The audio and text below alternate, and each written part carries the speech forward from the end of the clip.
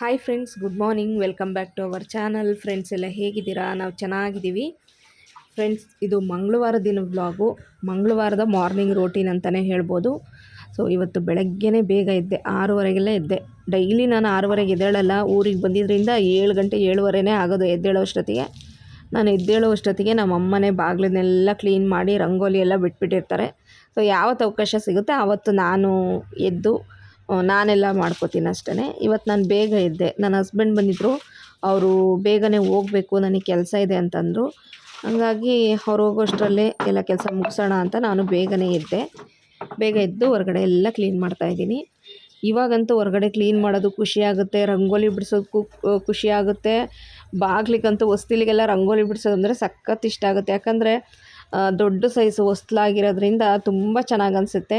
ಇನ್ನು ಹೊರಗಡೆ ಎಲ್ಲ ತುಂಬ ಚೆನ್ನಾಗಿದೆ. ಈಗ ಮುಂಚೆ ಮನೆಯೂ ನಂಗೆ ತುಂಬಾ ಇಷ್ಟ. ಯಾಕಂದರೆ ಆ ಗಿಡಗಳು, ಅದು ಜಾಗ, ಆ ಜಗಲಿ ಎಲ್ಲ ಮಿಸ್ ಮಾಡ್ಕೋತೀನಿ. ಆದರೂ ಈ ಮನೆ ಕೂಡ ತುಂಬ ಚೆನ್ನಾಗಿದೆ. ಕುತ್ಕೊಳ್ಳೋಕ್ಕೆಲ್ಲ ಅನುಕೂಲ ಚೆನ್ನಾಗಿದೆ. ಹೊರಗಡೆ ನೈಟ್ ಟೈಮ್ ಕೂರೋದಕ್ಕೆ, ಈವ್ನಿಂಗ್ ಟೈಮೆಲ್ಲ ಸಖತ್ ಚೆನ್ನಾಗಿ ಅನಿಸ್ತಾ ಇರುತ್ತೆ. ಹಾಗೆ ಎಲ್ಲ ಹೊರಗಡೆ ಎಲ್ಲ ಈಗ ಕ್ಲೀನ್ ಮಾಡಿದೆ.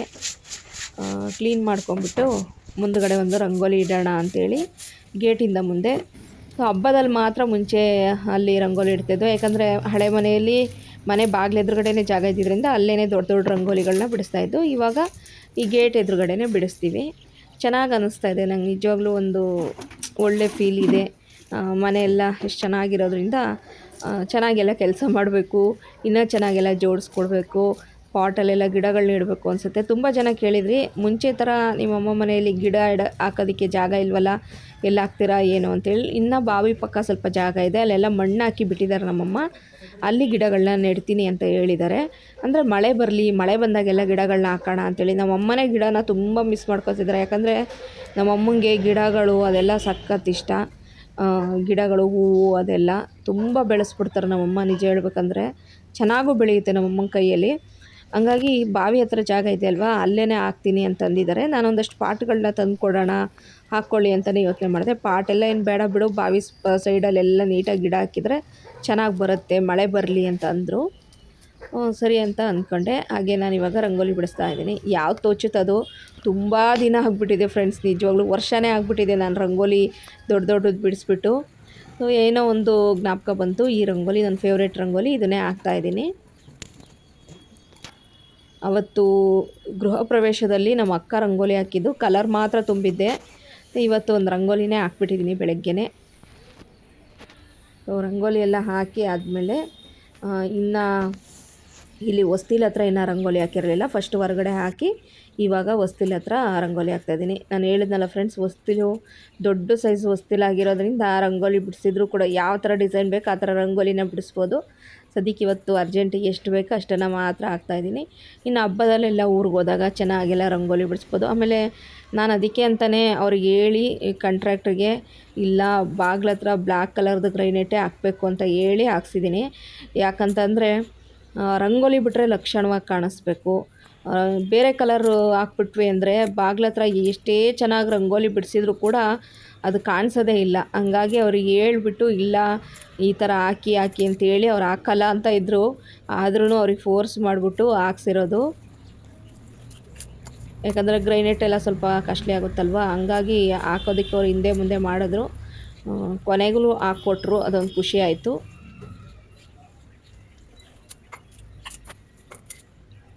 ನೋಡಿ ಎಷ್ಟು ಚೆನ್ನಾಗಿ ಕಾಣಿಸುತ್ತೆ. ಬ್ಲ್ಯಾಕ್ ಕಲರ್ ಇದ್ದರೆ ಗ್ರೈನೇಟು ತುಂಬ ಚೆನ್ನಾಗಿ ಕಾಣಿಸುತ್ತೆ. ಇಷ್ಟ ಬಂದಿದ್ದ ರಂಗೋಲಿಗಳನ್ನ ಬಿಡಿಸ್ಬೋದು.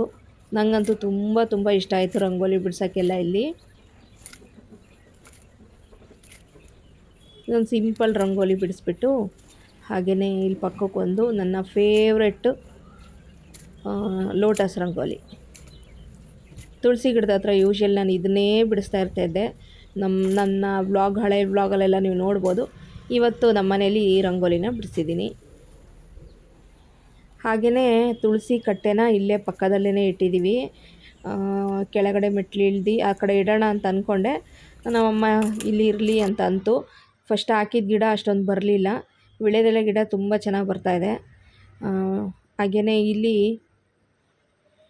ಇಲ್ಲೇ ಇಟ್ಟಿದ್ದೀವಿ. ಇವಾಗ ನಮ್ಮಮ್ಮ ಒಂದು ದೊಡ್ಡ ಗಿಡ ನೆಟ್ಟಿದ್ದಾರೆ, ಅಂದರೆ ತುಳಸಿ ಗಿಡನ. ಇವಾಗ ತುಂಬ ಚೆನ್ನಾಗಿ ಬೆಳೀತಾ ಇದೆ ಅದು ತುಳಸಿ ಗಿಡ. ಚಿಕ್ಕ ಗಿಡ ಅಷ್ಟೊಂದು ಬೆಳೀಲಿಲ್ಲ. ಈಗ ದೊಡ್ಡ ಗಿಡ ಹಾಕಿದ್ಮೇಲೆ ತುಂಬ ಚೆನ್ನಾಗಿ ಬೆಳೀತಾ ಇದೆ. ಇಲ್ಲೊಂದು ರಂಗೋಲಿ, ಪುಟ್ಟ ರಂಗೋಲಿ ಬಿಡಿಸ್ದೆ.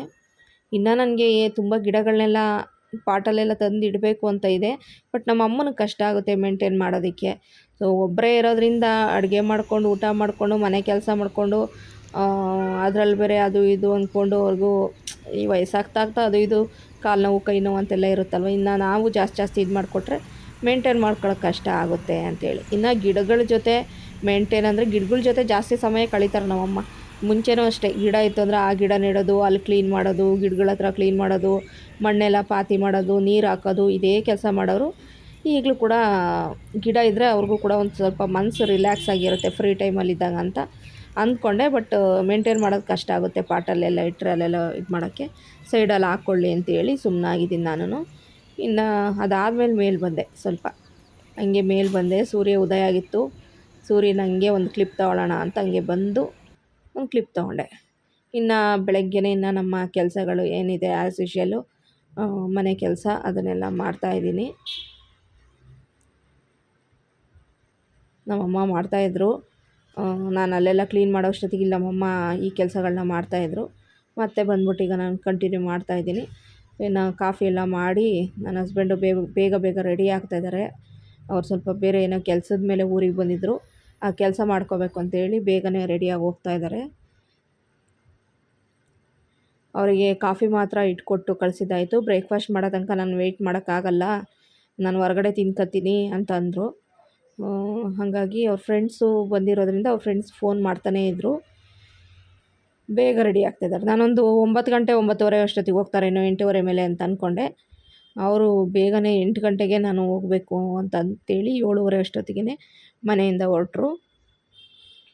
ಸದ್ಯಕ್ಕೆ ಈಗ ಅವರಿಗೆ ಒಂದು ಕಾಫಿ ಒಂದು ಮಾಡಿಕೊಡೋಣ ಅಂಥೇಳಿ ಮಾಡಿಕೊಡ್ತಾಯಿದ್ದೀನಿ.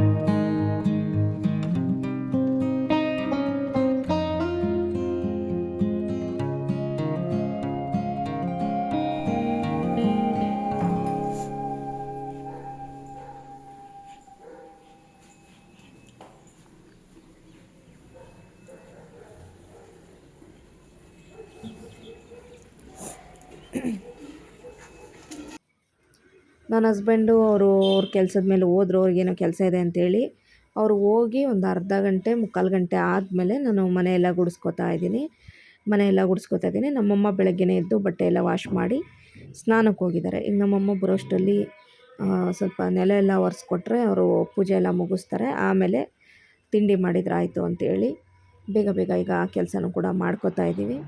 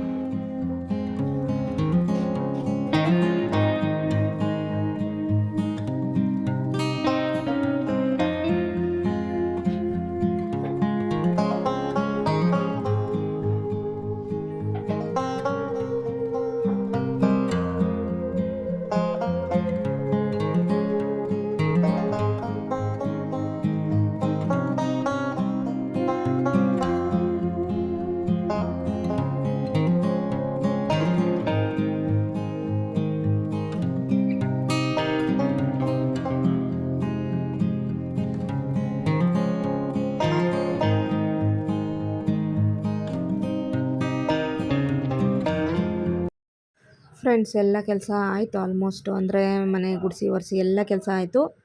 ತಿಂಡಿ ರೆಡಿ ಮಾಡೋಣ ಅಂತೇಳಿ ಮಾಡ್ತಾಯಿದ್ದೀನಿ. ಇವತ್ತು ಏನು ಬ್ರೇಕ್ಫಾಸ್ಟ್ ಮಾಡೋದು ಅಂತ ಯೋಚನೆ ಮಾಡಿ ಕೊನೆಗೆ ಟೊಮೆಟೊ ಗೊಜ್ಜು ಮತ್ತು ರೊಟ್ಟಿ, ಅದನ್ನು ಮಾಡ್ತಾಯಿದ್ದೀವಿ. ಟೊಮೆಟೊ ಗೊಜ್ಜು ಮಾಡ್ತಾಯಿದ್ದೀನಿ ಈಗ ನಾನು. ನಮ್ಮಮ್ಮ ಅಕ್ಕಿ ರೊಟ್ಟಿ ಚೆನ್ನಾಗಿ ಮಾಡಿಕೊಡ್ತಾರೆ. ಅಕ್ಕಿ ರೊಟ್ಟಿ ನನ್ನ ಫೇವ್ರೆಟ್ಟು. ಹಾಗಾಗಿ ಅಕ್ಕಿ ರೊಟ್ಟಿ ಕಾಂಬಿನೇಷನ್ ಆಗಿ ಚಟ್ನಿ ಮಾಡ್ಕೊಳ್ಳೋಣ ಅಂತ ಅಂದ್ಕೊಂಡು, ಬಟ್ ಕರೆಂಟ್ ಹೋಗ್ಬಿಡುತ್ತೆ ಬೆಳಗ್ಗೆನೇ. ಕರೆಂಟ್ ಹೋಗೋದ್ರಿಂದ ಏನು ಮಾಡ್ಕೊಳ್ಳೋಕ್ಕೂ ಸಮಸ್ಯೆ ಆಗಿಬಿಡುತ್ತೆ. ಬೆಳಗ್ಗೆ ಒಂದು ವಾರ ಯಾವ ರೀತಿ ಇರುತ್ತೆ ಅಂದರೆ, ನಮ್ಮೂರಲ್ಲಿ ಮಧ್ಯಾಹ್ನ ಹೋಗಿ, ಅಂದರೆ ಮಧ್ಯಾಹ್ನ 2 ಗಂಟೆಗೇನೋ ಹೋಗಿ 12 ಗಂಟೆಗೆ ಹೋಗ್ಬಿಟ್ಟು ಸಾಯಂಕಾಲ 6 ಗಂಟೆಗೆ ಬರುತ್ತೆ. ಒಂದು ವಾರ ಬೆಳಗ್ಗೆ 8 ಗಂಟೆಗೆ ಹೋಗಿ ಮಧ್ಯಾಹ್ನ 2 ಗಂಟೆಗೆ ಬರುತ್ತೆ. ಈ ವಾರ ಬೆಳಗ್ಗೆ 8 ಗಂಟೆಗೆ ಹೋಗೋ ಥರ ಇತ್ತು ಕರೆಂಟು. ಹಂಗಾಗಿ ಕರೆಂಟ್ ಹೋಗಿತ್ತಲ್ಲ ಅಂಥೇಳಿ ಸರಿ ಟೊಮೆಟೊ ಗೊಜ್ಜು ಮಾಡಿಬಿಡೋಣ, ಹಾಗೆಯೇ ಅಕ್ಕಿ ರೊಟ್ಟಿ ಚೆನ್ನಾಗಿರುತ್ತೆ ಕಾಂಬಿನೇಷನ್ ಅಂತೇಳಿ ಇವಾಗ ನಾನು ಟೊಮೆಟೊ ಗೊಜ್ಜು ಮಾಡ್ತಾಯಿದ್ದೀನಿ. ನಮ್ಮಮ್ಮ ಪೂಜೆ ಎಲ್ಲ ಮುಗಿಸ್ಕೊಂಡು ಬಂದು ಆಮೇಲೆ ಅಕ್ಕಿ ರೊಟ್ಟಿ ಮಾಡ್ತಾರೆ. ಬೇಗ ಬೇಗ ಈಗ ಗೊಜ್ಜನ್ನ ರೆಡಿ ಮಾಡ್ತಾಯಿದ್ದೀನಿ.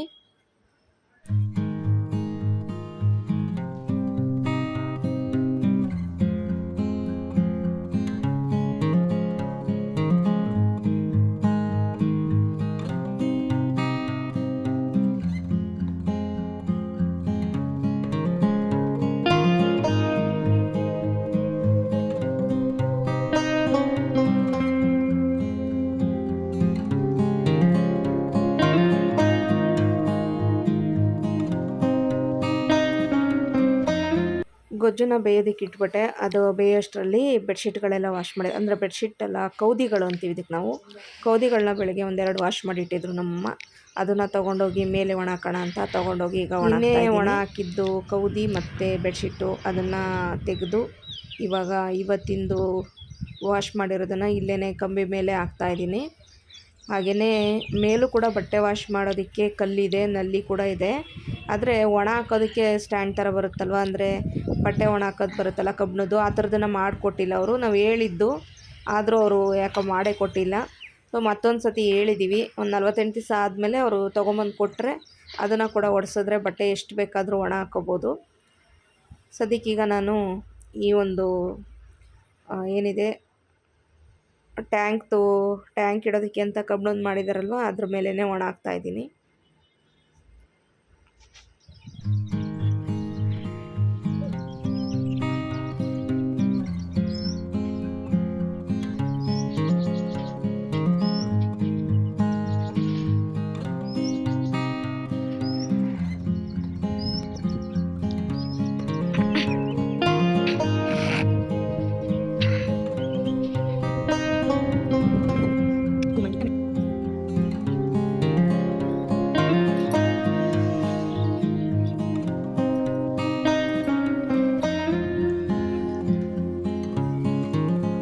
ಕಣ್ಣು ಪುಟ್ಟ ಎತ್ಕೊ ನಾನೇ ಅದು ಎತ್ಕೊ ನೋಡಿಲ್ಲ ಈಗ ಮತ್ತೆ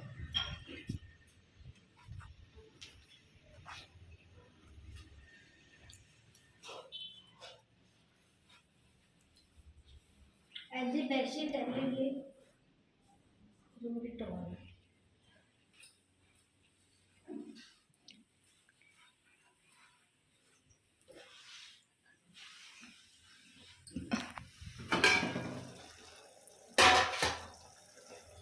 ಏನಿದೆ ಅಕ್ಕಿ ಪುಡಿ ಟೊಮೆಟೊ ಗೊಜ್ಜು ಏನಕ್ಕೆ ರೊಟ್ಟಿ ಎಷ್ಟೊತ್ತಿ ರೊಟ್ಟಿ ಚಿತ್ರಾನ್ನ ಉಪ್ಪಿಟ್ಟು ರೊಟ್ಟಿ ಚಿತ್ರಾನ್ನ ಉಪ್ಪಿಟ್ಟು ಉದ್ದಿನ ಬೇಳೆ ಚೆನ್ನಾಗಿ ಹಾಕದ ಹೋದ್ರೆ ಬಾಯಲ್ಲಿ ಇಡಕ್ಕಾಗಲ್ಲ ಅದು. ನಾನು ಉದ್ದಿನ ಬೇಳೆ ಹಾಕಿದ್ದ ಏನು ತಿನ್ನೋಕೆ ಹೋಗಲ್ಲ ಉದ್ದಿನ ಬೇಳೆ ಜಾಸ್ತಿ ತಿನ್ನೋದಂತಲ್ಲ, ಉದ್ದಿನ ಬೇಳೆ ತಿನ್ನಲೇಬೇಕು ಮೂಳೆ ಗಟ್ಟಿ ಆಗ್ಬೇಕಂದ್ರೆ. ಗ್ಯಾಸ್ಟ್ರಿಕ್ ಆಗುತ್ತೆ, ಆದರೆ ಉದ್ದಿನ ಬೇಳೆ ಒಳ್ಳೇದು. ವಡೆನೇ ಉದ್ದಿನ ಬೇಳೆ ತಿನ್ನಲ್ಲ, ವಡೆನೇ ಇದ್ರೂ ತಿನ್ಬಂದಿದ್ದೆ ಹೋಟ್ಲಲ್ಲಿ ಕಸ್ಕೊಂಡಿಗೆ. ಹೋಟ್ಲಲ್ಲಿ ಒಂದು ರಾಶಿ ಸೋಡಾ ಹಾಕ್ತಾರಲ್ಲಮ್ಮ, ಅವತ್ತಿಗೆ ಇದ್ರೂ ಇದು ಒಬ್ಬಕ್ಕೆ ಇದು ತಿನ್ನೋದು ಬಿಡ್ಬೇಕು, ದವಸೆ ಬೇಡ ಅಂತ ಸ್ಪೂನ್ ಮೇಲೆ ಇರ್ತೀವಿ ನಾವು.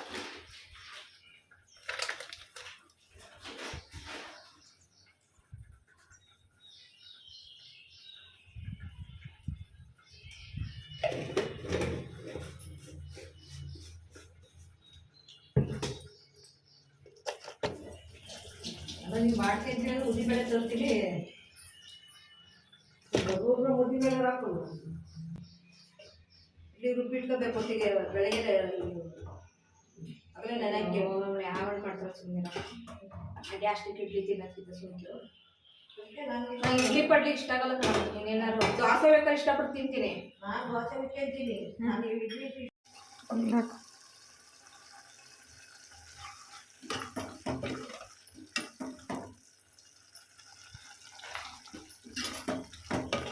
ಸ್ವಲ್ಪ ನೀರು ಹಾಕೋಣ.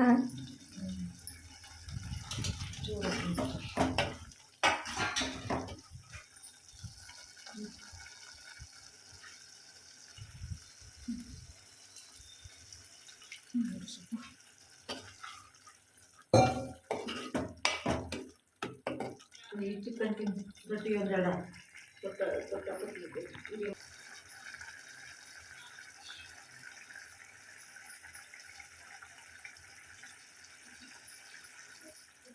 ಬೇಡ ಬೇಡ ಎಲ್ಲ ಮುಖ್ಯವಾಗಿ ಇಟ್ಲೋದ ಕಾಣಿಸುತ್ತೆ ರೊಟ್ಟಿ ತಿಂತಾರೆ. ಅಯ್ಯೋ ಹಂಚಿಡ್ಲೆ ಕಡೆಗೆ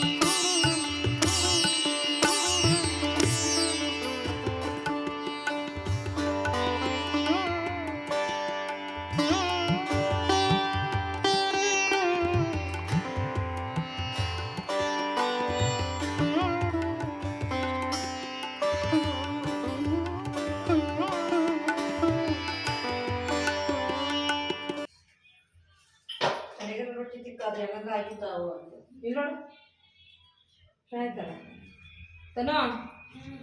ಹಾಂ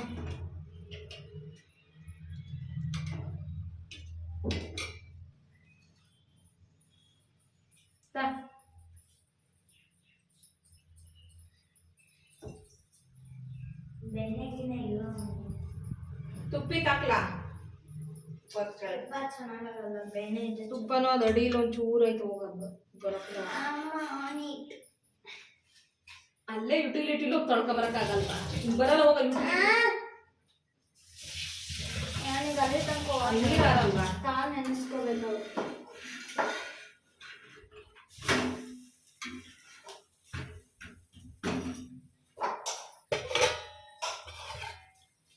ನಮ್ಮಮ್ಮ ರೊಟ್ಟಿ ತಟ್ಟಿ ಕೊಟ್ಟಂಗೆ ನಾನು ಬೇಯಿಸ್ತಾ ಇದ್ದೀನಿ. ರೊಟ್ಟಿ ಬಿಸಿ ಬಿಸಿ ಇದ್ದಾಗ ತಿಂದ್ರೇ ಅದರ ಟೇಸ್ಟ್ ಸೂಪರಾಗಿರುತ್ತೆ.